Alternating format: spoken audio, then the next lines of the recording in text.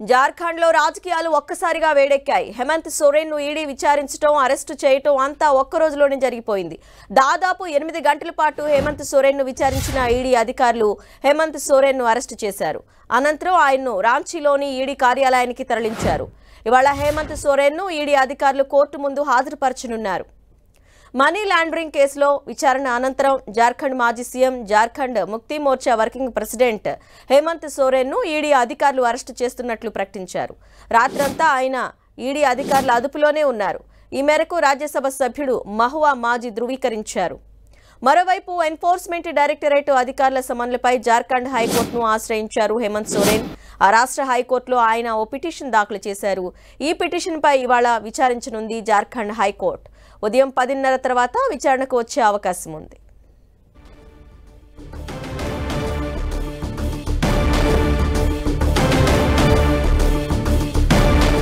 విచారణకు ముందే హేమంత్ సోరెన్ సీఎం పదవి నుంచి తప్పుకున్నారు. ముఖ్యమంత్రి పదవికి ఆయన రాజీనామా చేశారు. దీంతో నూతన సీఎంగా చంపై సోరెన్ బాధ్యతలు స్వీకరించనున్నారు. ఇవాళే చంపై సోరెన్ ప్రమాణ స్వీకారం చేయనున్నారు. ఉదయం 11 గంటలకు ఈ కార్యక్రమం జరగనుంది. ఇందుకోసం ఏర్పాట్లు చేశారు.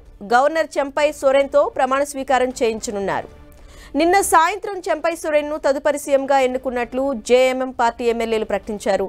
హేమంత్ సోరెన్పై ఈడీ విచారణ కొనసాగుతున్న నేపథ్యంలో జేఎంఎం పార్టీ ఎమ్మెల్యేలు ఈ నిర్ణయం తీసుకున్నారు.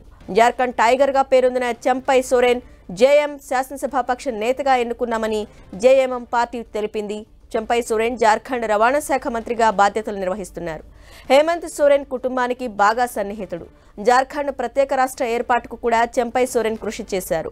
భూ కుంభకోణానికి సంబంధించి మనీ లాండరింగ్ కేసులో సీఎం హేమంత్ సోరెన్ను ఈడీ విచారణకు ముందే సీఎం పదవికి హేమంత్ సోరెన్ రాజీనామా చేశారు. రాజీనామా లేఖను గవర్నర్కు సమర్పించారు.